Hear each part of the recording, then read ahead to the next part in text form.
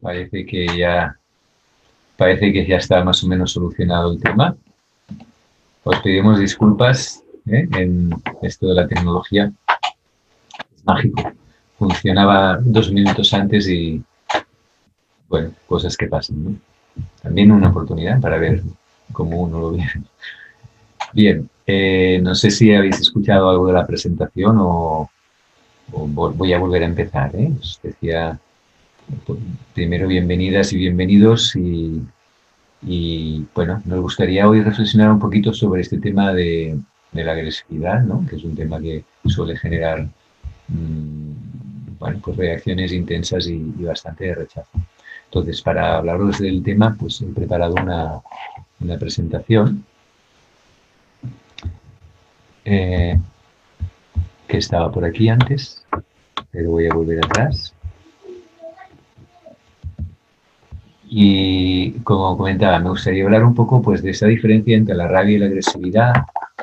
Me gustaría poder reflexionar un poco sobre esa tensión que es la rabia, de dónde puede venir, cómo hay tres grandes momentos en el acompañamiento, en ahora, en el después y en el cotidianamente, y algunos criterios que nos pueden ayudar pues, para establecer líneas de acompañamiento para los niños y las niñas. ¿Sí? La primera idea es la diferencia entre la rabia y la agresividad. La rabia sería una emoción primaria y la agresividad sería pues, una de las maneras de que se expresa esta emoción primaria, ¿no? La palabra agresividad viene del latín, del vocablo adgredior adgresor, que es el prefijo ad en dirección a y gressus, que significa grado, grado, paso, escalón. Por lo tanto, el significado es ir en dirección a, es decir, confrontar. De alguna manera la agresividad es la expresión de la rabia en una confrontación. Y la rabia es una emoción primaria que tiene una función biológica básica, que es la de dotar al organismo de una mayor cantidad energética para retirar un obstáculo. ¿eh? Un obstáculo que impide conseguir un objetivo. Cuando experimentamos rabia es que de alguna manera percibimos un obstáculo a un objetivo. Y aparece en situaciones, pues, por ejemplo, uno quiere abrir la puerta y no puede y de repente, pues, experimenta esa mayor energía y te da un superávit energético para poder retirar el obstáculo.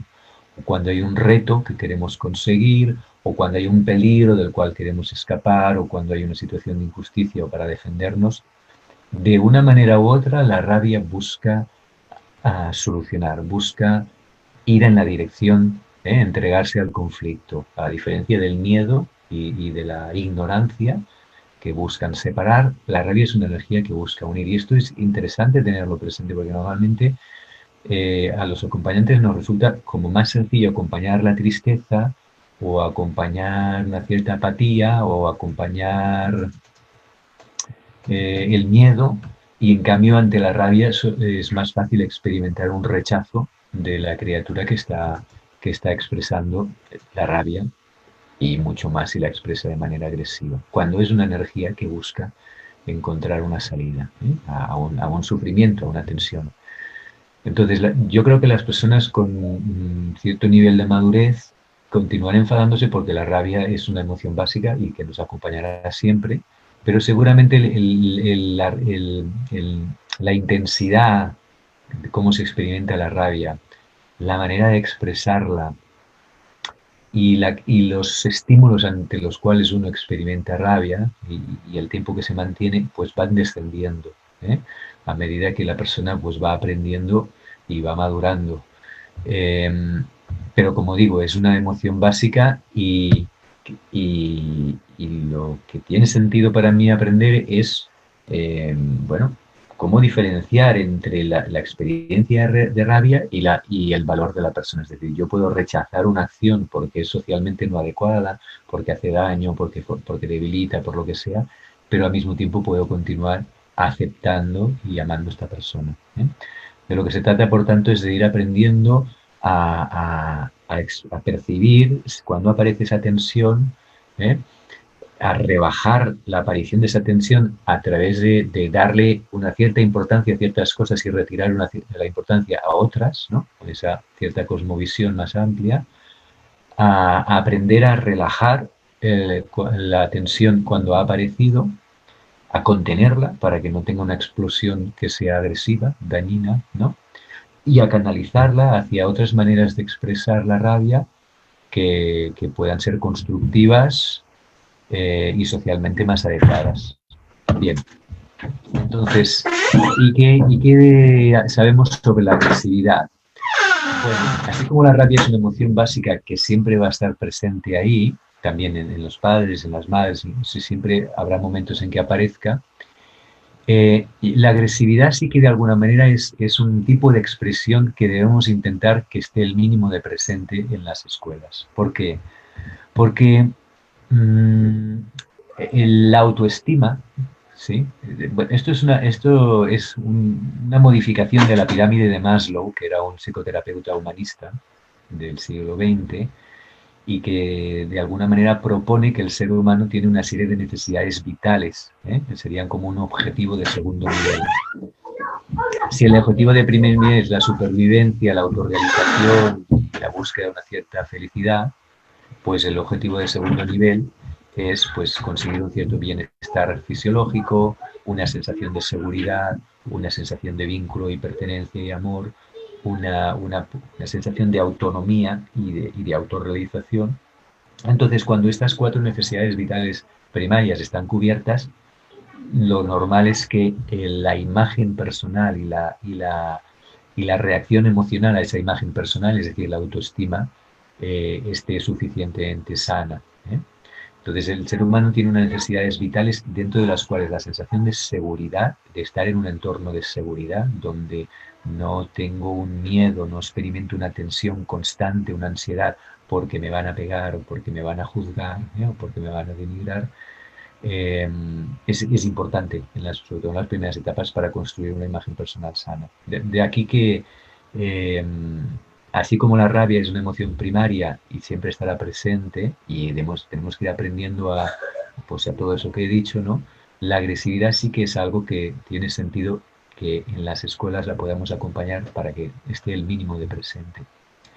Si la rabia es una tensión, una pregunta que nos podemos hacer es ¿de dónde proviene esa tensión? Y la tensión puede venir de muchos puntos.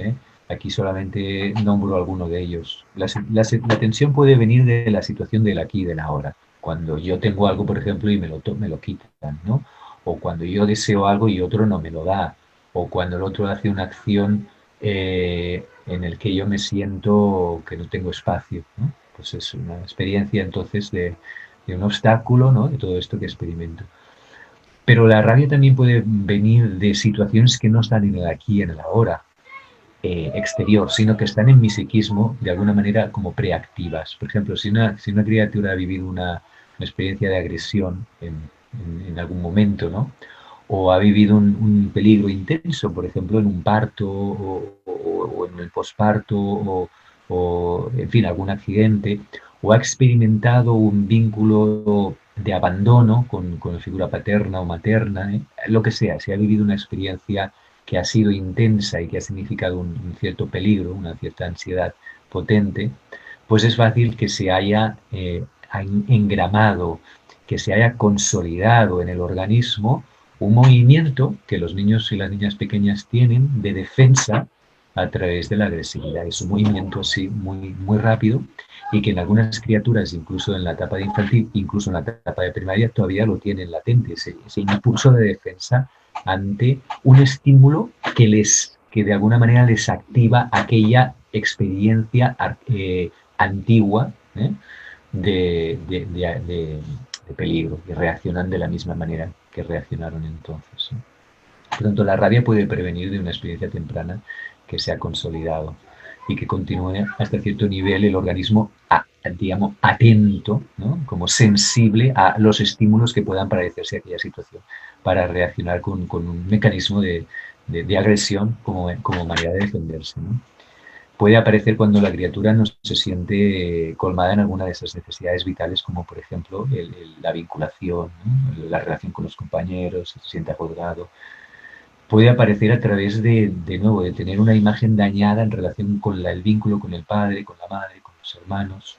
también aparece por factores energéticos y corporales, ¿no? Los padres y las madres sabemos que los niños y las niñas a veces cuando están más cansados o han dormido menos o no han comido o hay, el cuerpo se está regulando y está entrando en una cierta crisis, en una cierta enfermedad, ahí uno está más irritable, ¿no? Uno también lo vive su propia persona, ¿no?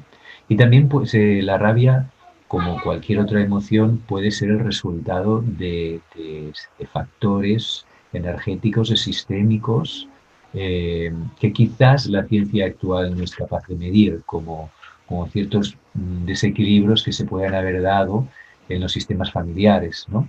E incluso en abuelos o en bisabuelos, que de alguna manera, una manera u otra, eh, acaban afectando a las personas. Bien, entonces una pregunta que nos podemos hacer es, ¿y la agresividad es innata o es adquirida? ¿Es algo con lo cual ya se nace con un cierto nivel de agresividad que es diverso para diferentes personas? ¿O es algo que se adquiere a través de las experiencias de vida? Bueno, pues obviamente como la personalidad, ¿no? El concepto de personalidad es una suma entre el temperamento innato y entre el carácter adquirido. Por tanto, habrá componentes de la personalidad que tendrán que ver con el temperamento, como la impulsividad, ¿no? Hay personas que son mucho más activas o reactivas que otras que son más bien pasivas, ¿no? Entonces, ese nivel de impulsividad, la velocidad, los estímulos que nos generan esa reacción, la intensidad, ¿no? La extroversión o introversión, hay toda una serie de elementos que pueden ser del temperamento y también hay toda una serie de factores a lo largo de la vida que pueden provocar esas experiencias de dolor, que de alguna manera nos hacen al organismo estar tenso cotidianamente cuando uno ya se despierta o muy sensible a ciertos estímulos que el cerebro puede juzgar como peligrosos y por lo tanto intenta defenderse a través de la agresividad. Las dos cosas, ¿no? En todo caso, de lo que se trata es de, habiendo puesto estos conceptos ahí, cómo podemos acompañar la agresividad para que se vaya dando una evolución, es decir, que los niños que muestran estas actitudes vayan aprendiendo a eso que decía antes, ¿no? A sentir la energía, a poderla relajar, a madurar en aquello que les provoca esta reacción, en poder canalizar la expresión de la rabia hacia otras maneras de expresión que sean socialmente más adecuadas. Bien, para poder entender un poco las posibilidades de acompañamiento, os he puesto esta diapositiva que es un poquito, bueno, es un poco compleja, ¿eh? Y no voy a explicarla con detenimiento porque tiene muchos elementos, pero fijaros, desde el momento en que aparece un estímulo, ¿eh? Desde el momento que aparece un estímulo, por ejemplo, pues alguien que se acerca a mí o un sonido o alguien que me quita algo de las manos, desde el momento que aparece un estímulo hasta el momento en que se da la acción de la persona que recibe ese estímulo, hay toda una serie de procesos internos que muchas veces funcionan en paralelo y aquí los he colocado de manera lineal, pero ya os podéis imaginar que esto es tremendamente complejo, porque el cerebro son todos redes que van funcionando muchas veces en paralelo. Pero al de alguna manera intentar secuenciar qué pasa en nosotros desde el momento que aparece un estímulo hasta que reaccionamos, vemos que hay una serie de momentos clave y en cada uno de esos momentos clave son momentos en que podemos intervenir para acompañar esa experiencia de rabia y poder hacer algo para ayudar a las criaturas a que esa experiencia de rabia no se traduzca en una expresión agresiva. Por ejemplo, cuando aparece un estímulo, pues hay una de las maneras de acompañar a las criaturas es que hay ciertos estímulos para los cuales uno no está preparado todavía. Es decir, hay una altísima probabilidad que ante un estímulo determinado, pues uno experimente una reacción muy condicionada y muy rápida, que incluso pueda ser agresiva. Entonces, una de las acciones puede ser o bien atenuar el estímulo o bien retirar a la criatura y no permitirle pasar por ese estímulo. Por ejemplo, por deciros un ejemplo, y bajarlo a tierra. Cuando en la escuela había una criatura que cuando los niños y las niñas bajaban a jugar al fútbol, a la Teixeira Sports, ¿no? A la explanada de deporte, pues es que no lo podía controlar. Es que de repente sentía un nivel de tensión por la competitividad, por ganar, por sentirse mirado, por sentirse el que lo hacía bien, ¿no? Que era tremendo. Es decir, aunque la criatura se esforzaba y ya tenía 11 años en esta edad, no podía. Es que acababa dando patadas, acababa insultando, acababa, o sea, con una tensión, ¿no? Entonces, una de las acciones puede ser atenuar el estímulo, es decir, construir un momento en el que hay menos niños, puedes estar más cerca, puedes poner una serie de reglas iniciales para que le vayan ayudando a gestionar su atención, como, ¿no? O bien, si no puedes de alguna manera crear unas condiciones más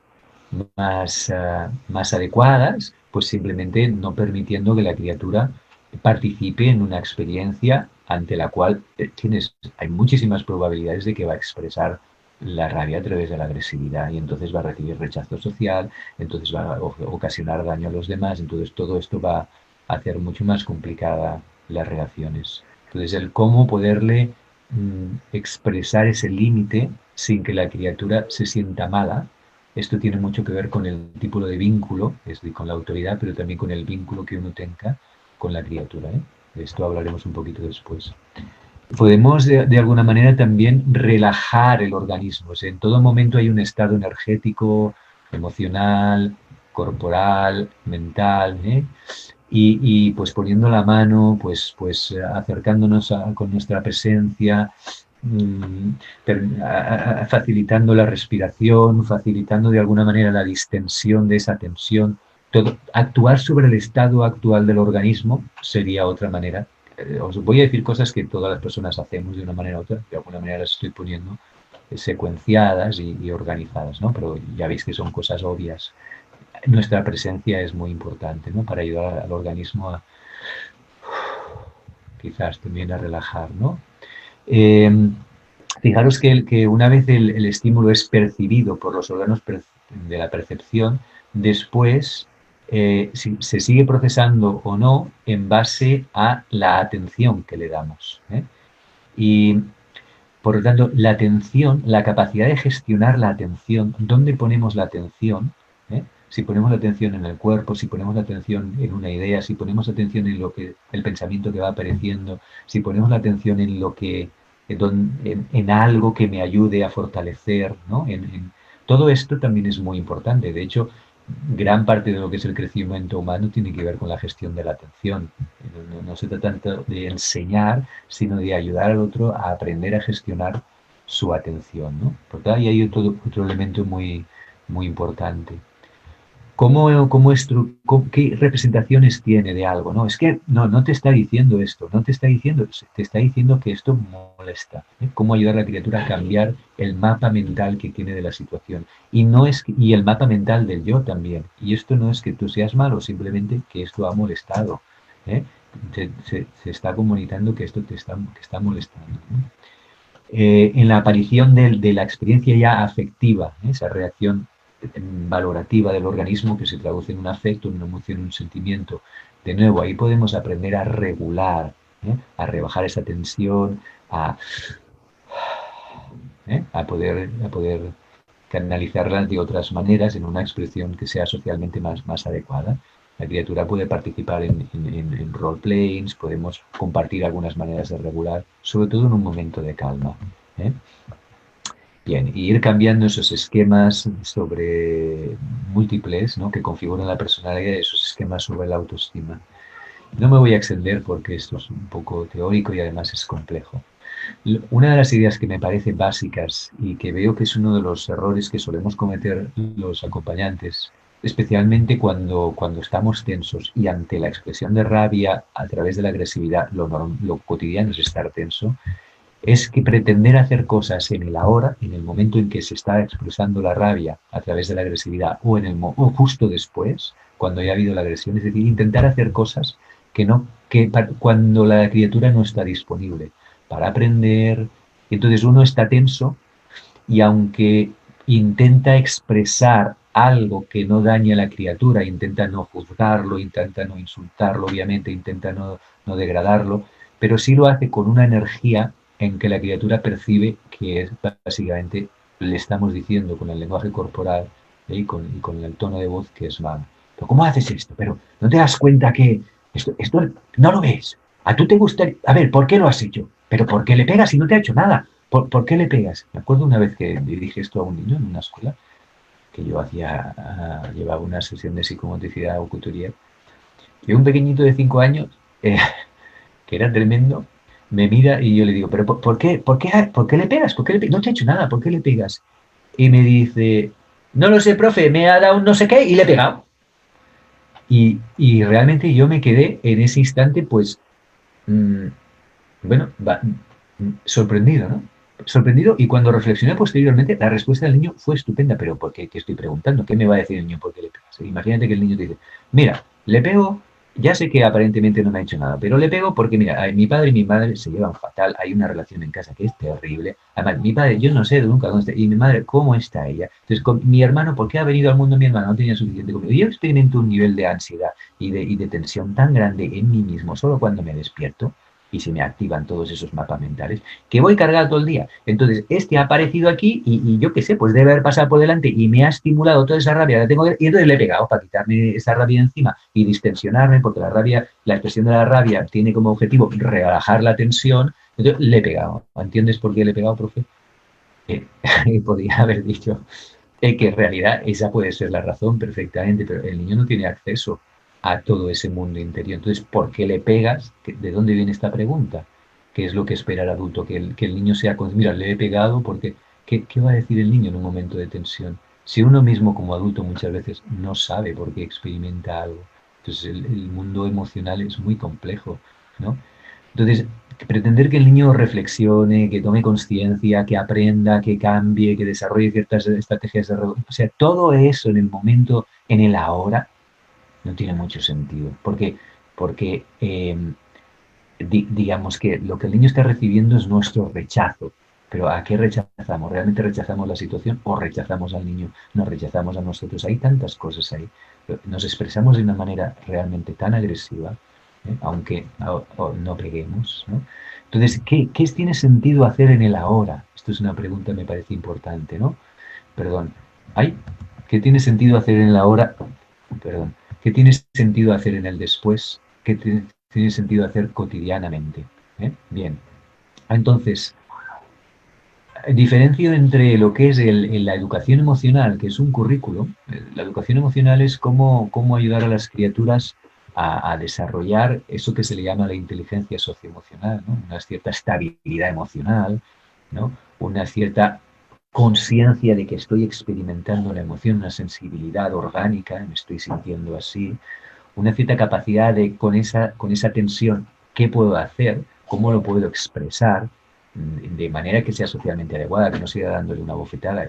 Puedo expresar desde la palabra, puedo expresar desde cómo me siento, qué no me ha gustado, qué necesito, qué te pido, ¿no? Que puedo expresar de otras maneras, ¿no? Cómo ir desarrollando esas habilidades sociales. La inteligencia socioemocional tiene que ver también con desarrollar una imagen y una experiencia corporal suficientemente sana, una percepción del otro, una sensibilidad hacia el otro, y ciertas habilidades de diálogo, de comunicación y cierta aprendizaje sobre las emociones, las relaciones, etcétera.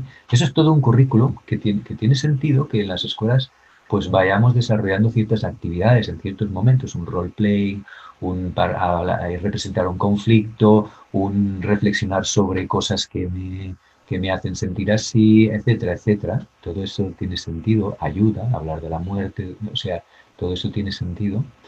Pero la educación emocional es diferente del acompañamiento de la afectividad.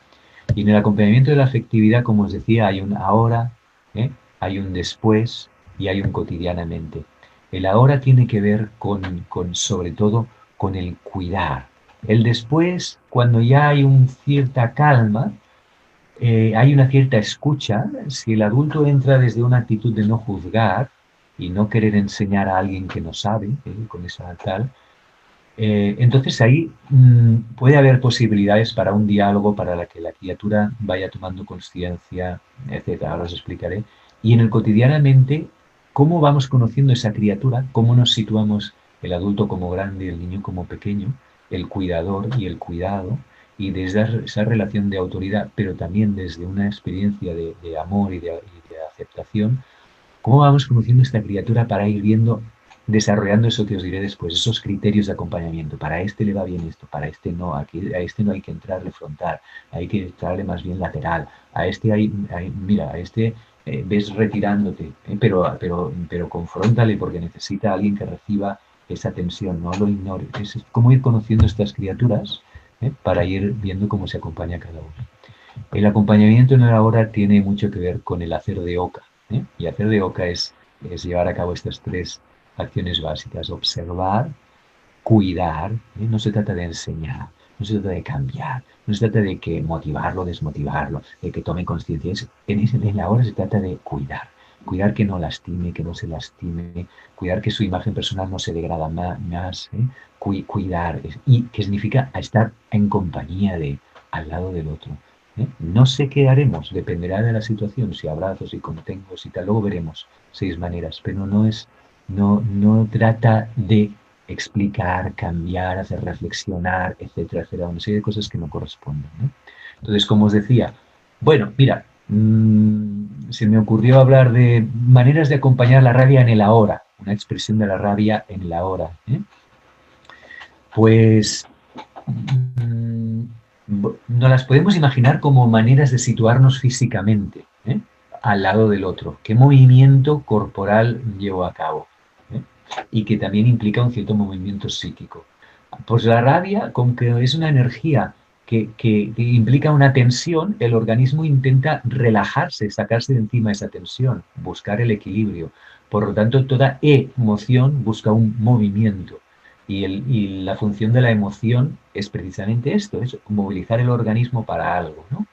Porque experimenta una situación que va a favor o en contra de un objetivo que tiene. ¿Y cómo lo sabe? Porque experimenta una energía determinada, la de la emoción, ¿no? Entonces, muchas veces la rabia se acompaña a través de permitir que se exprese. La rabia, ¿no? ¿Y cómo se expresa la rabia? Depende.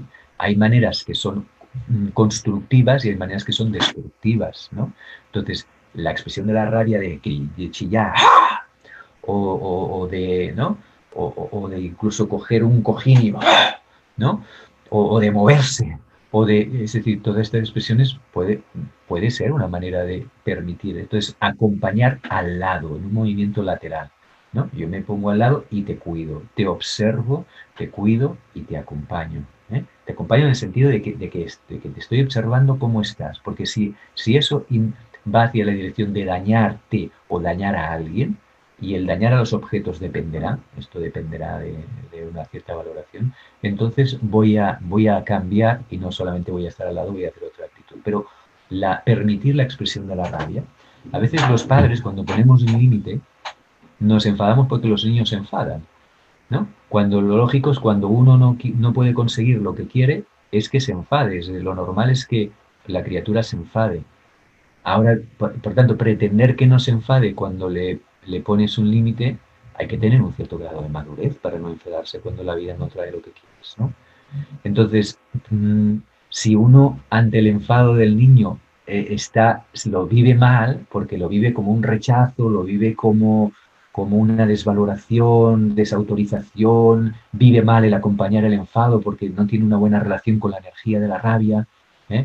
Etcétera, etcétera, pues la criatura de alguna manera va recibiendo de que el enfado es algo malo y si se enfada es malo, el cual no tiene sentido, ¿no? Ahora bien, ciertas maneras de expresar la rabia podemos no permitirlas, en todo caso, ¿no? Vemos como... Bien, otra manera de acompañar la rabia en el ahora sería con movimiento enfrentándolo, estando allí, es decir, y llevando esa energía a la tierra. A veces cuando hay ciertos métodos, ¿no?, que buscan, ¿cómo os diría? Por ejemplo, si tú estás cabreado, ¿no?, por algo, Y normalmente cuando uno tiene esa tensión busca sacarla, ¿no? Y normalmente la saca con las personas con las que tiene una cierta vínculo, donde sabe que el vínculo no está en juego, ¿eh? Y por tanto, pues está cabreado y cualquier cosa le molesta. Yo qué sé, los zapatos, yo qué sé, los platos, cualquier tontería, el ruido, ¿no? Y imagínate que en ese momento la persona que está allí, tu compañera, tu compañero, está, ¿no?, en una actitud de un poco una actitud moralista, ¿no? Y tú, ay, mira, si te pasa algo, me lo puedes expresar de otra manera, me puedes decir tal, pero yo necesito que me respetes, porque esto te da una rabia cuando el otro de alguna manera no se afecta, cuando tú estás ahí enganchado, ¿sí? Es como, si no te afectas es que no hay un afecto, pero ¿es real que no hay un afecto en ti? ¿O me estás intentando, te estás poniendo en una situación de una cierta, yo qué sé cómo decirlo, ¿no? Altivo, como rechazo? Entonces, estar al frente del otro para poder acoger esa rabia, pero no la personalizársela y llevarla a tierra, enfrentando, ¿no? Tal, ¿no? Tal. Bueno, pero que ya, es que siempre tal, si tú quieres que sea, tal, no, pero ¿qué es lo que tal? No, es que tú no te cuántos, ya, pero bueno, es que tú estás diciendo, tal, tal. Esto es como no ignorarlo, no, así no, te vas, y entonces de otra manera, porque estás así con el enfado, así no. Es como este tipo de cosas tampoco pienso que en general, ¿eh? Otra manera de acompañar la rabia es pararla con una cierta autoridad, porque a lo mejor va en una dirección el organismo se va cargando y el organismo se va cargando y Tony me pasa alguna pregunta por ahí que luego hablaré, ¿eh? El organismo se va cargando y mmm, digamos, mmm, ahora perdí un poco el hilo. Entonces se va hacia a un tema mental, ¿no? Que se va enrollando. Entonces una asociación de una idea con otra idea se va enrollando y entonces cada vez de una experiencia de rabia va pasando a un sentimiento de rabia que tiene más estabilidad y comienza a asociar pues que es injusto, que el otro es culpable, que yo soy víctima, que no sé cuántos, que siempre, que ninguno. Esos pensamientos que se llaman distorsionados, ¿no? Porque son de todo, de nadie, de siempre, de nunca, de este tipo de cosas, ¿no?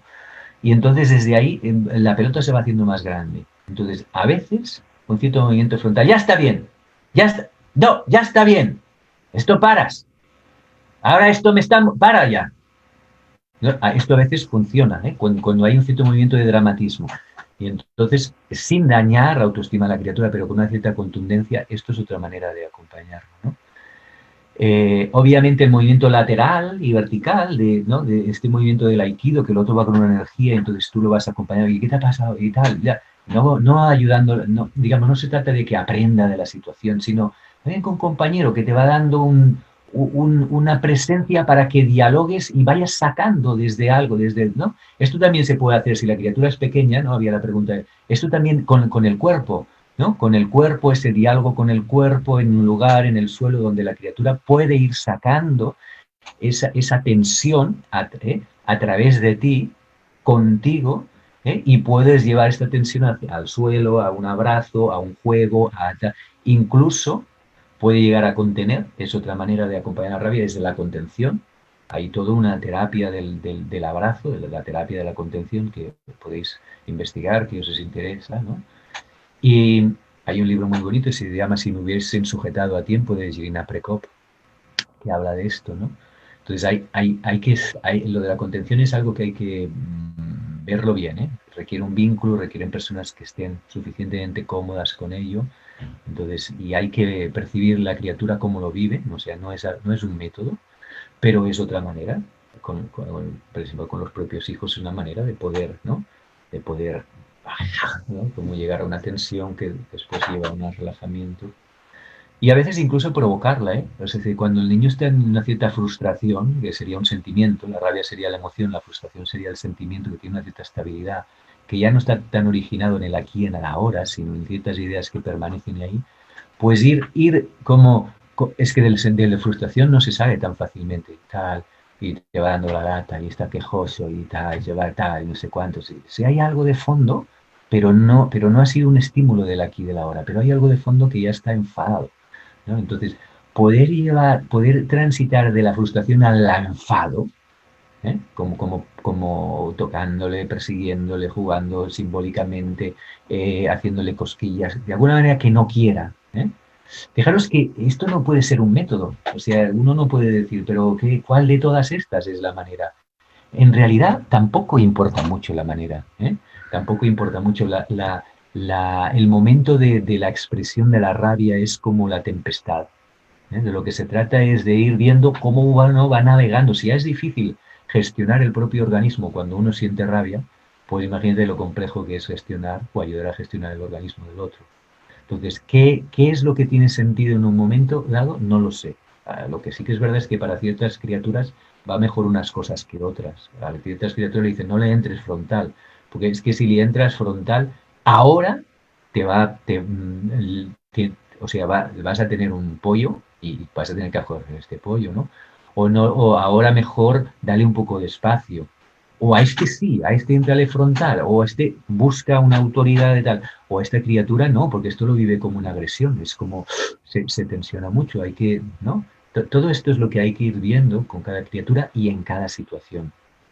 Ya digo, no se trata tanto de lo que hacemos ahí, sino de cómo vamos navegando en esa tempestad, ¿eh? Y como lo importante es cuidar de que no se haga daño, de que no haga daño, de que no se sienta miserable por haber hecho daño, por haberte hecho daño, por lo que sea, ¿eh? Por la imagen que tiene de sí mismo, cuidar todo eso.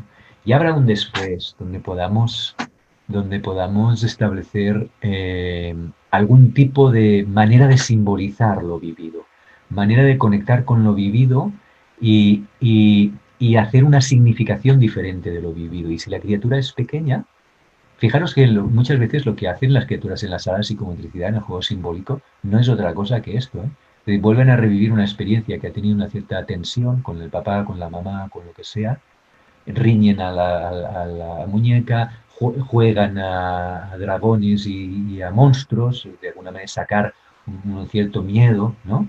Relacionarse con el miedo, relacionarse con situaciones en que ha sentido miedo, a través de unos roles que domina, en un entorno donde se siente seguro. ¿Qué está haciendo? Está volviendo a revivir ciertas situaciones de angustia en un momento en el que se siente controlador, capaz, más o menos alegre, con una figura que acompaña, que le da una cierta seguridad, de manera que está reviviendo lo vivido para cambiar la valencia emocional asociada a aquello vivido. Esto es la terapia. Toda la terapia tiene que ver con cambiar las valencias emocionales asociadas a las experiencias que hemos vivido, ¿no? Y esto es básicamente el relato fortalecedor, que cuando se hace desde la palabra, con la criatura, pues es en un momento de calma, cuando hay un vínculo sano con la criatura, se acercarse para que antes, ¿no? ¿Te ha molestado algo? ¿Ha pasado alguna cosa que te ha molestado? Explícame un poco, ¿qué pasó? Sí, es que me dijo, la criatura pone palabras, aunque a lo mejor se está inventando, o está diciendo mentiras, o es más o menos consciente, tal, porque claro, ya te entiendo, es que, o sea, que él tú estabas intentando poner esta regla y él estaba interrumpiendo. Sí, es que es muy pesado, es que siempre interrumpe, es que no me deja no sé cuántos. Yo quería, es que es muy pesado, es de tonto. Bueno, entonces tú querías ser y entonces no ha sido posible. Entonces, lo que ha ocurrido, ya te entiendo. Entonces, tú te has sentido de esta manera, como frustrado, y has sentido ahí, entonces te has enfadado. ¿Es eso? Sí, enfadado y tal. Pero es que el otro, sí, el otro estaba así, tú has sentido de esta manera.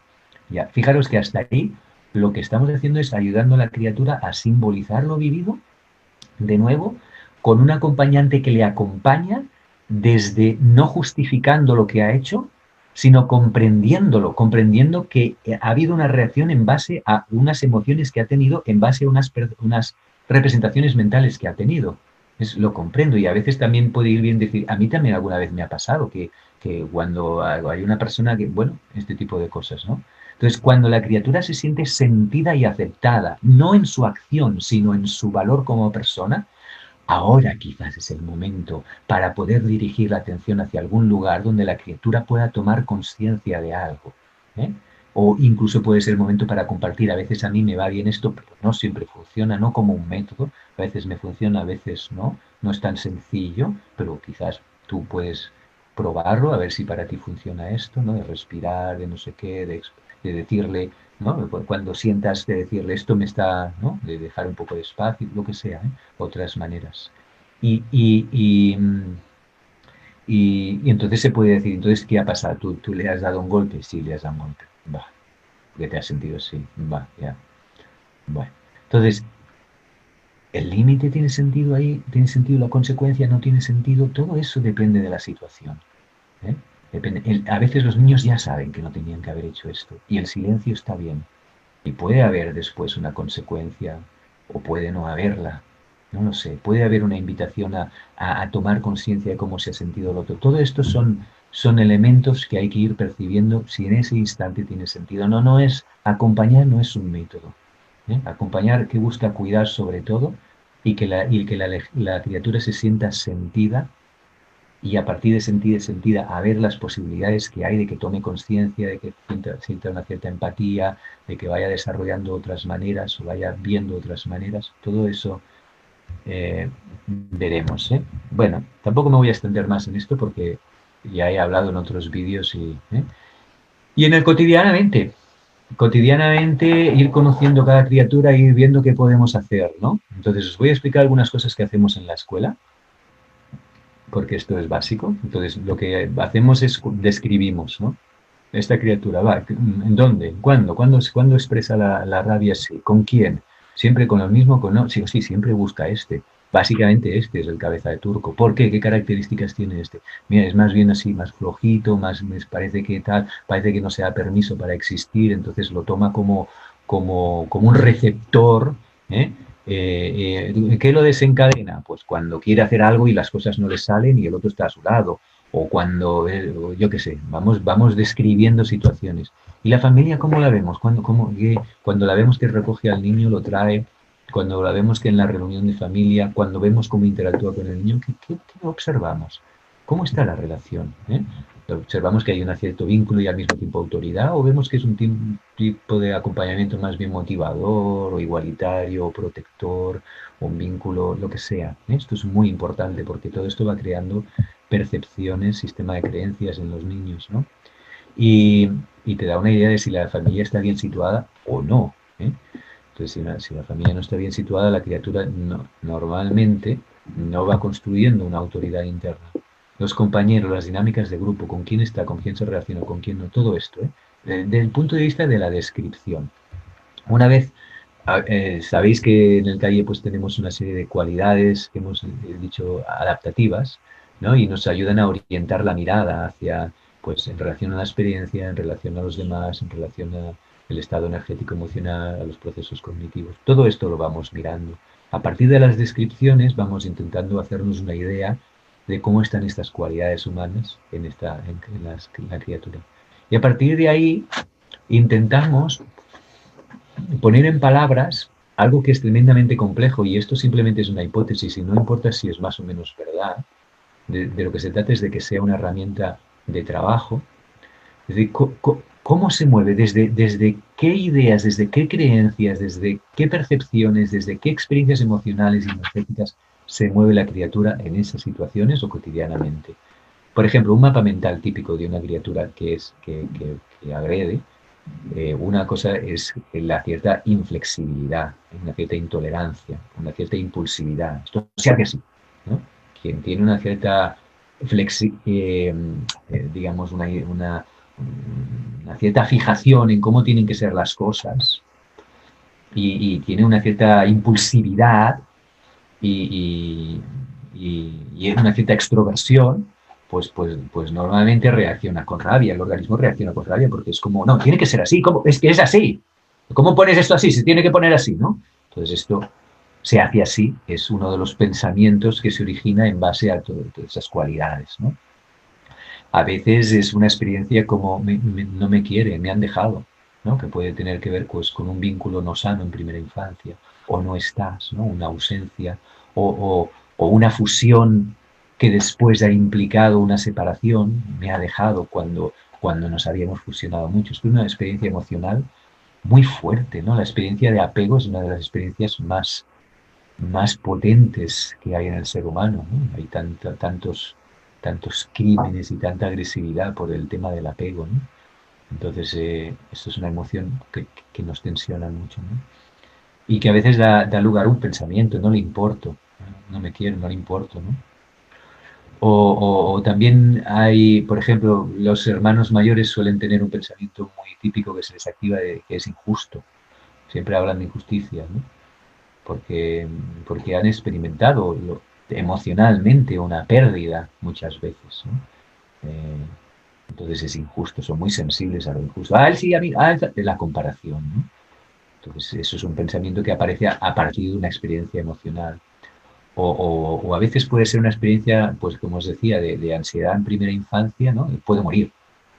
Una experiencia energética incluso, ¿no? No solamente emocional, puede morir. Pues porque he estado en una incubadora, pues porque me han separado a mi madre, pues porque hubo un momento de puedo morir, ¿no? Y eso genera un mecanismo de defensa. Y a veces cuando va recibiendo miradas de desprecio, cuando va recibiendo mensajes de que no es suficientemente bueno, es posible que la criatura sienta en algunos momentos o cotidianamente soy malo, ¿eh? Y a lo mejor también piensa que soy fuerte o tengo el derecho. Algunas criaturas también se les, ¿no? Por ciertas energías, tengo el derecho de, o sea, soy malo, pero no, eres tú el malo. Y se dan ciertos movimientos mentales. Soy malo, no, pero eres tú el malo, ¿no? Cuando se dan cuenta que se han equivocado, se van, no, pero es el otro. Porque el organismo quiere defenderse de la idea de que es malo. Entonces, básicamente, ¿cómo se defiende? Pues transgrediendo los órdenes. Yo no soy malo, el malo eres tú y tengo todo el derecho de hacer esto, ¿no? Y eso ha sido injusto. Entonces, todos son programas mentales, que hay mapas mentales que llevan a programas, ¿no? Ante este mapa mental, cuando se activa algo, pues quizás me escapo, porque no puedo sostener esta tensión, pero me pregunto, ¿me seguirás? Quiero que me sigas, pero no quiero que me sigas, ¿no? Quizá agredo o insulto, ¿no? Ese es el resultado de esos mapas. Entonces nos imaginamos, ese mapa mental que hicimos anteriormente debe dar de alguna manera respuesta a, a las descripciones que hemos hecho. Ya os digo, no hace falta que sea verdad, porque en realidad la vida es muy compleja y no sabemos, esto viene de la familia, de algo sistémico, genético, es como esto es tremendamente complejo. En todo caso, es una herramienta que nos puede servir y nos imaginamos cómo podría evolucionar ese mapa mental del se hace así a, bueno, puede haber, estas son diferentes maneras, hay diferentes maneras de hacerte. Desde el me has dejado, ¿no? No le importo a, sí, está aquí, le importo. Y con lo que me da tengo suficiente. Esto es importante, porque la víctima jamás es saciada por nada, a menos que haya un cambio de mirada. Con lo que me da tengo suficiente, porque va a experimentar constantemente, porque en eso consiste el rol de víctima, en experimentar siempre la carencia, la insatisfacción, hasta que hay una decisión mental, con lo que me da tengo suficiente. Entonces, ¿cómo puedo acompañar a una criatura para que este mapa mental vaya evolucionando hacia aquí, ¿no? Me cuida, a veces hago cosas inadecuadas, no soy malo, pero a veces molesto. Sí, soy molesto, pero no soy malo. Y a veces también hago cosas que gustan, que cuidan, que tomo responsabilidades, ¿no? Puedo ser fuerte, pero no hay nada malo en ser débil y en equivocarme y en mirarme con cariño. Todo eso puede llevar a otro tipo de programas, que es lo que buscamos también. Otro tipo de experiencia, otro tipo de autoestima, otro tipo de mapas mentales y otro tipo de acciones que tengan más que ver con el expresar lo que siento, lo que ha pasado desde mi punto de vista, lo que necesito, lo que pido, lo que, ¿no? me mando, pido al otro, ¿no? Bien, entonces, y una vez nos hemos elaborado esos mapas mentales que tienen sentido, o al menos como herramienta de trabajo, si los compartimos con las familias y vamos elaborando estas comprensiones conjuntamente, pues vamos buscando maneras de intervenir. ¿Qué va bien en el ahora para esta criatura? ¿Qué movimiento? ¿Este movimiento más punta? ¿Este movimiento más central? No, cuando no, aquí no le demos cancha. Cuando está es el otro, no sé qué, no hay que hablarle, ahí no escucha nada. Lo importante es el silencio y la contención ahí. Entonces, vale. Y entonces, si se pasa de esto, también pararlo. No, ahora, o sea, ahora ya está bien. Ahora estás un ratito en silencio aquí. Entonces no pretender nada más. Quizás habrá otro momento y habrá otro momento para reflexionar. No pretendamos, no le digamos más cosas. Esta criatura ya tiene suficiente, ya ha escuchado muchas veces esto, que el otro, que no le haga reflexionar más. Esto es agresivo, esto le está haciendo daño. ¿Por qué? Porque le estás diciendo que está mal y se trata de arreglarlo. No hay nada a arreglar, no hay nada que cambiar. Se trata de situarse de una manera determinada junto al otro. Primero para cuidarlo y después desde el vínculo dirigir la atención del otro hacia algún lugar donde se da una posibilidad de crecimiento, pero ya no me corresponde como acompañante nada más que gestionar tu atención para que tú aprendas a gestionar tu atención, ¿no? Bien, entonces, establecer un vínculo sano es básico y nada se puede hacer con una cierta validez si el vínculo no se da. ¿Y qué es un vínculo sano? Pues es una combinación entre que el adulto es grande y el niño es pequeño, el adulto cuida y el niño es cuidado, el adulto da y cuida y no exige y espera del niño que compense alguna carencia del adulto. ¿eh?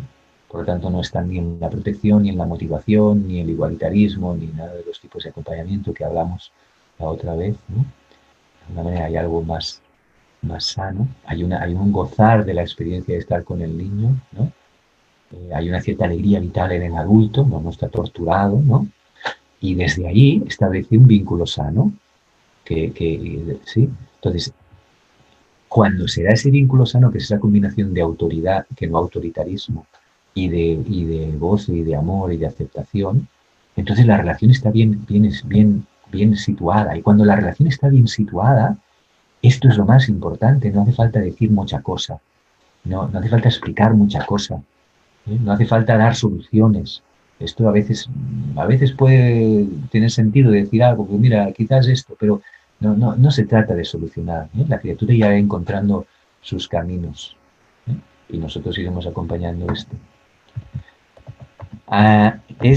Si la relación no está bien situada, es difícil que la criatura interiorice una autoridad interna que le ayude a gestionar su atención. Y si no es capaz de gestionar su atención, está descuidado a todos sus mapas mentales que se le activan, ideas falsas, emociones que le desestructuran. Por lo tanto, es básico establecer una relación de un vínculo sano con la criatura. Esto es hiper importante, tanto por parte de... Y de hecho, fijaros que hay cantidades de ramas terapéuticas y el elemento que más diferencia la efectividad de una terapia es el terapeuta, no es la terapia. Si es sistémica o es energética, obviamente, pues en un momento dado una puede tener una manera de, ¿sí? Pero el elemento más importante es cómo es esa relación que se establece con la persona que acompaña. Por lo tanto, es básico en este tema. La agresividad, como os he dicho, son situaciones que tienen que ser evitadas porque son dañinas para el otro, son dañinas para uno mismo porque recibe rechazo social. En realidad todos son víctimas.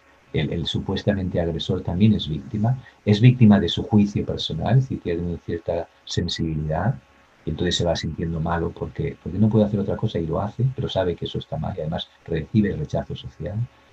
Entonces se va configurando una personalidad. La personalidad es muy curiosa. El ser humano necesita construirse, para no volverse loco, necesita que su personalidad sea coherente. Las personas que son de alguna manera bipolares, que al mismo tiempo que tienen miedo, pero al mismo tiempo son expresivas, es como tienen un primer movimiento de expresión, pero al mismo tiempo tienen inseguridad. Y este tipo de bipolaridades se dan muchísimas cosas. Hay mucha energía, pero luego la energía baja muy poco, ¿no?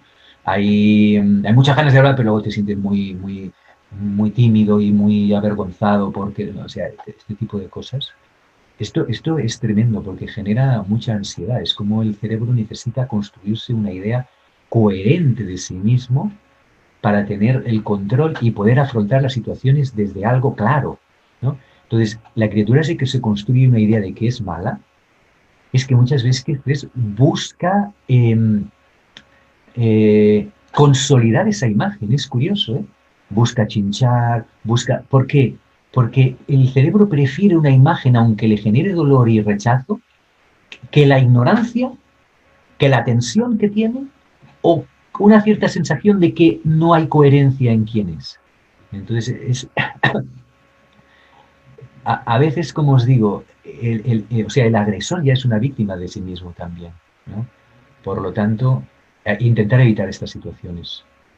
Intentar evitar estas situaciones significa anticiparnos a ellas, ¿no? Mucha presencia, evitar situaciones que sabemos que van a desencadenar esto con límites, con normas, cuidar las transiciones. En las escuelas muchas agresiones pasan en las transiciones, en los pasillos, cuando un acompañante se va y otro entra, en los espacios exteriores donde no hay tanta, a veces no hay insuficiente presencia de los adultos, porque hay 100 niños y hay 2 o 3 o 4 acompañantes acompañando 100 niños. Es como qué barbaridad. No sé cómo nos vamos a enterar de todo lo que está ocurriendo aquí. Y mira que están ocurriendo cosas aquí, ¿eh? O en los comedores escolares, es como este. Aquí hay cosas que están muy descuidadas. Eh, a veces tiene sentido pues dirigir la atención de la criatura hacia otras cosas. No, no, no hablemos más. Venga, vete para acá. Vamos a hacer esto. Y canalizar esa energía hacia otras acciones, ¿no? Que le permitan estar más, calmarse ¿no? o llevar algo a las manos. O jugar mucho con las dinámicas de grupo, bien. Ahí, en todo caso, intentar evitarlo, ¿no? También momentos de distensión. Hay experiencias muy lindas de cómo generar espacios de teatro, de psicomotricidad, de expresión creadora, ¿no? de relajación, momentos para que la criatura vaya, los masajes, ¿no? La música, es como vamos, tiene mucho que ver con el estado energético, por lo tanto vamos viendo cómo llegan por las mañanas, ¿no? Cómo los recibimos por la mañana si los miramos, cómo está hoy, cuando entra, ¿no? Le acompaño, cuando es en el círculo, cómo estamos, ¿no? Poder tomar conciencia de esto también es importante, ¿no? Y a medida que la criatura va creciendo, pues está bien que vayamos desarrollando ciertos puntos de atención, focos de atención. En la escuela hacemos una cosa que le llamamos los planes de compromisos, bueno, estamos en ello, ¿eh? Eh, a veces es más estructurada, a veces menos. Se trata de ayudar a las criaturas a partir de segundo o tercero de primaria a ir tomando conciencia, ¿no? De que venimos a Calaulet, venimos a jugar, venimos a relacionarnos, venimos a aprender y dentro del aprender también venimos a aprender a relacionarnos, a vivir, a expresarnos, a vivir, de alguna manera a crecer en aquellos aspectos en que a uno le cuesta. No se trata de cambiar, sino de llevar la atención. Es importante llevar la atención aquí, ¿eh? Escucha esto, percibe esto. Es de esta manera cómo se puede ir desarrollando una capacidad de autorregulación, ¿no? Que tenga una corresponsabilidad con la familia, momentos con la familia para hablar de estos temas, ¿no? Que es necesario articular pues una cierta mirada colectiva, reuniones de familias donde bueno, tenemos un contrato profesional y a lo mejor también ahí podemos invitar a las familias a hacerse ciertas preguntas. Si la familia está cerrada, podemos compartir cómo lo hacemos aquí. Aquí lo hacemos así y por esta razón lo acompañamos así. Y no lo acompañamos así por esta razón.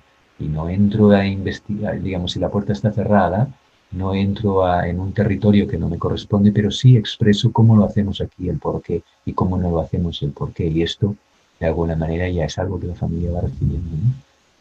Eh, Bien, ahí este tema es importante, ¿no? Cómo podemos ir generando una cultura a través, a veces, de boletines o de informaciones que puedan ayudar, ¿no?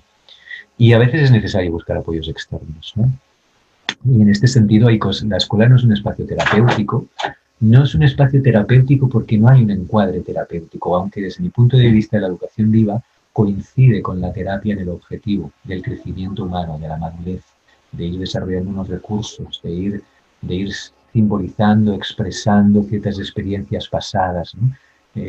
Todo eso forma parte de la educación viva, pero no es un encuadre terapéutico, no hay un terapeuta, no hay un contrato terapéutico con la familia, no hay una metodología concreta terapéutica, aunque se pueden hacer pues experiencias de expresión, de simbolización, simbólicas corporales, que, como os digo, busca el mismo objetivo, el crecimiento humano, ¿no?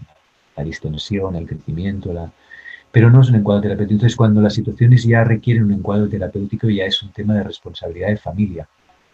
Sí.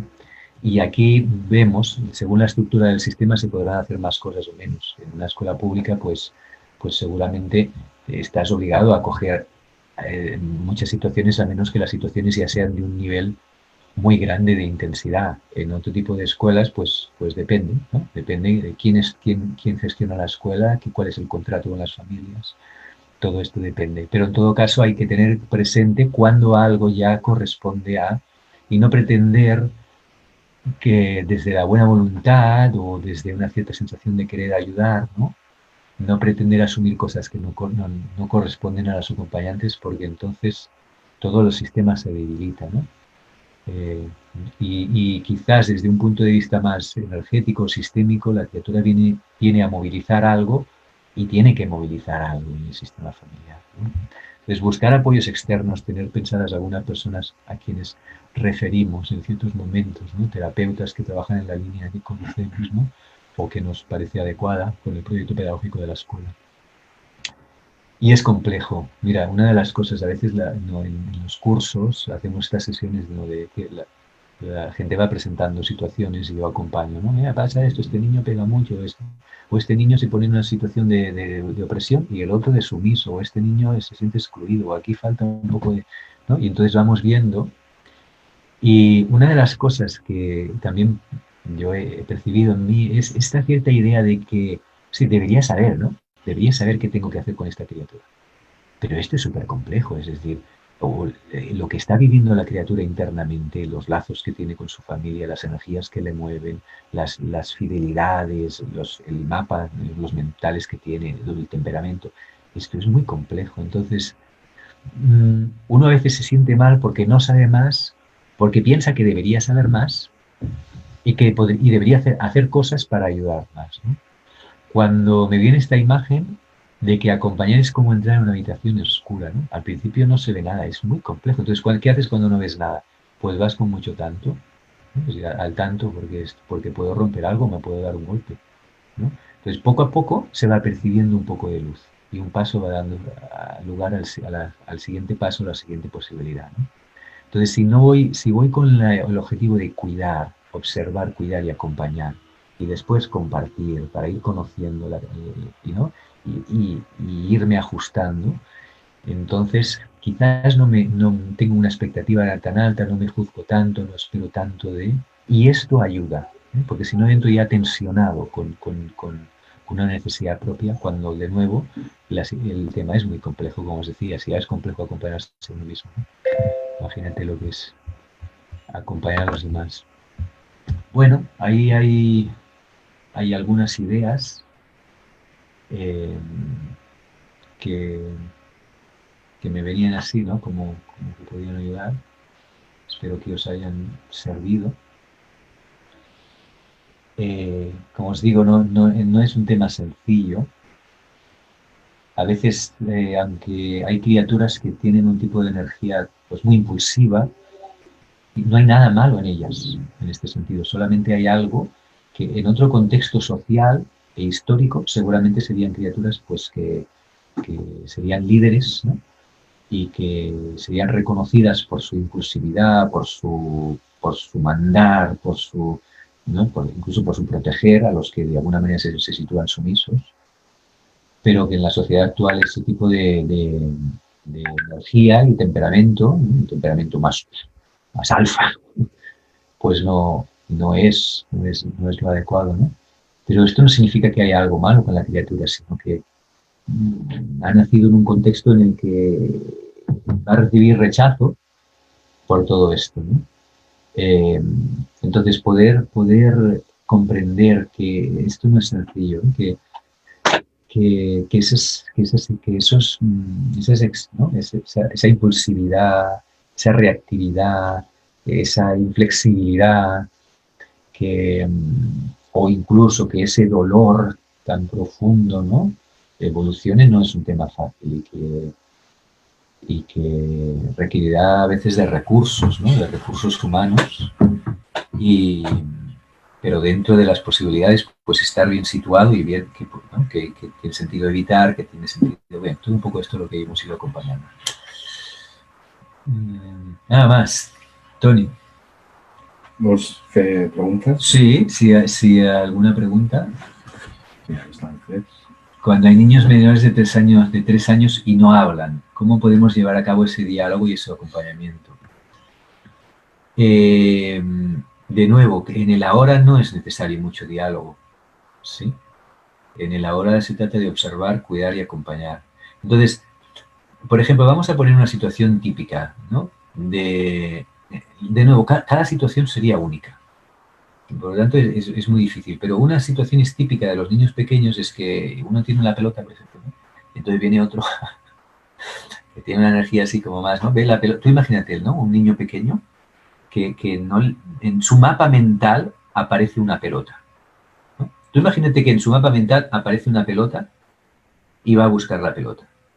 Porque su organismo, al percibir la pelota, emocionalmente experimenta una cierta curiosidad, un cierto movimiento de atracción, ¿eh? Porque el organismo parte de la base de tienes que experimentar y a través de experimentar aprender, por lo tanto ahora experimentas una cierta necesidad de ir a buscar la pelota. Entonces va a buscar la pelota. Pero cuando llega la pelota hay una silla que está encima, que quizás la había percibido visualmente, pero casi no se había representado mentalmente la silla, porque la pelota y la emoción asociada a la pelota era enorme. Entonces, en el mapa mental de la criatura básicamente está la pelota. Y llega ya y está la silla. Entonces, ¿qué hace con la silla? Pues la intenta retirar. Y si la silla no se aparta, pues experimenta rabia. ¿Por qué? Porque hay un obstáculo a la consecución de un objetivo que está al servicio del crecimiento, la experiencia, la experimentación, etc. Entonces la criatura con esa mayor energía, si tiene un cierto movimiento de extroversión, pues aparta la silla, le da un golpe y la aparta la silla, ¿no? Bien, 3 años. Entonces, en otra ocasión, el que está sosteniendo la pelota no es la silla, es un niño. Pero para la criatura de 3 años, el niño y la silla no se diferencian mucho, a lo mejor en ese instante. Mentalmente, en otros momentos sí, puede ser una criatura sensible, pero en ese instante quizás aparece ese deseo, esa impulsividad, esa necesidad, ¿no? Entonces, tirada la pelota del otro niño, no se está representando que el otro niño tiene unas emociones, unos sentimientos, unas necesidades, no se está representando un cierto valor social de que no pegamos o no quitamos las cosas de las manos, no se está representando todo esto. Lo que se está representando básicamente es el impulso de coger la pelota y quitarla. Es que no hay nada malo con la criatura, ¿no? Entonces el otro la retiene y ante el obstáculo pues le da una bofetada y lo tira al suelo. Y se pone a llorar y el pequeño se va con la pelota pues contento, experimentando la satisfacción de haber conseguido su objeto. Entonces el adulto que está viendo eso, ¡wow! Todo pasa tan rápido, corriendo para allá, ¿no? Te va la mano contra el que la vista con el que ha agredido, pero entonces dice, no, que este está llorando. Entonces, o sea, pero el otro se está yendo, no, vete para acá, ¿no? Es como, y experimentas una cierta sensación de, ostras, ha pasado algo que no tendría que haber pasado, yo no he estado, no lo he podido evitar, este niño, y enseguida se te va el pensamiento, este niño, de no sé cuántos, ya verá, luego la verá la madre cuando venga y venga el otro con el bocado, ¿no? Ahí aparecen cantidad de cosas que uno se va tensionando y entonces desde esa tensión y de un pensamiento un poco simplista, entonces uno se dirige al pequeño, pero ¿qué? No, pero así no, pero ¿cómo? Pero no lo quitamos las cosas de las manos, pero ¿por qué le pegas? No, pero no, pero no. Este tipo de cosas que el otro pues casi ni es consciente de lo que ha hecho desde esa, ¿no? Entonces, ¿cómo ayudar la criatura? Obviamente cuidar, ¿no?, al otro, al que ha sido agredido. ¿Cómo ayudar también a la criatura que agrede, que es donde estábamos poniendo el foco ahora, ¿no?, en la conversación, a ampliar su mapa mental de que hay otro aquí? Eso y tiene que ir aprendiendo, hay otro, y el otro tiene la pelota. Y reconociendo un deseo. ¿Tú quieres coger la pelota? Sí, pero, por ejemplo, si no les dejas que se vayan, de nuevo, no lo tomes como un método, porque si uno lo toma como un método y dice, hay que hacer esto, lo que ha dicho Jordi, no, no, o sea, cada situación es única, pero algo que puede tener sentido valorar, ¿no? Es, vale, cuido, acojo, pero no te vayas al otro, ¿no? Y entonces, que perciba, solamente por el hecho de percibir que hay otro ahí, que está llorando, solamente por el hecho de percibir esto ya va entrando en su mapa mental que hay otro.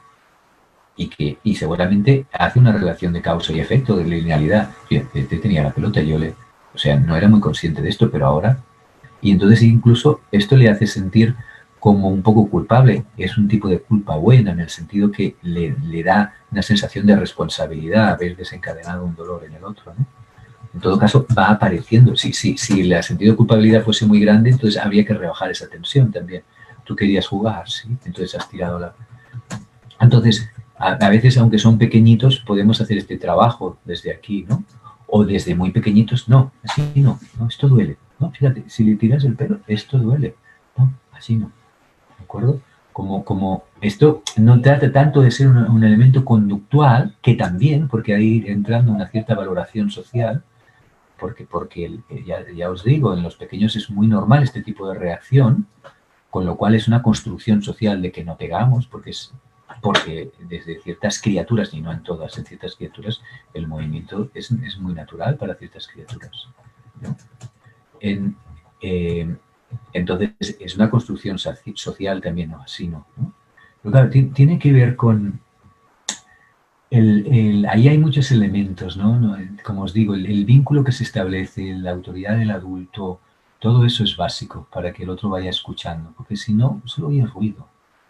Entonces, ruido, ruido, ruido, no. El silencio, la mirada, el tempo, ¿no? Cuando hablamos, tú querías salir tal, ya. Y por esto, todos esos silencios, esos tiempos, es importantísimo porque la criatura va interiorizando una disponibilidad para el adulto, con lo cual significa que va interiorizando una autoridad interna, una gestión de su atención. Si no, son todo impulsos. Entonces es esto, ¿no? Eso sería un tema. Con el resto de... Vale, sí, me dice Tony que hay muchas preguntas y que ya haremos un vídeo de todo esto. Bueno, no sé. Es raro esto también, ¿no? No sé. De eso, porque son situaciones que tienen tantos matices que a veces pienso, ¿qué se debe estar entendiendo? ¿No? ¿Qué se debe estar entendiendo? No, ha dicho que tal, que ha dicho que... claro, es que depende de cada situación. Entonces, más allá de algo, partiendo de una situación concreta, entonces se va viendo, ¿no? Dices, pues como... Y uno también va viendo sus sombras, que de eso se trata, ¿no? Uno dice, ostras, es que aquí me he anticipado, o sea, aquí me he quedado muy flojo, o sea, aquí me ha dado miedo, o sea, aquí me he confrontado excesivamente, porque estaba tensionado, ¿no? Y la criatura, todo eso también es súper importante, ¿no? El acompañar tiene mucho que ver con preguntarse qué mirada tengo hacia esta criatura. Y uno se va dando cuenta, es decir, es que esta criatura con esta actitud, si me reta, me saca de mis casillas. Del otro que es más bien tal, no, pero depende de cada personalidad y ciertas cosas. Hay personas que si el otro no saca la fuerza, es que no saca la fuerza, es que me pone, es que tiene que sacar la fuerza, ¿no? Entonces le tensiona que haya una criatura que está flojita, ¿no?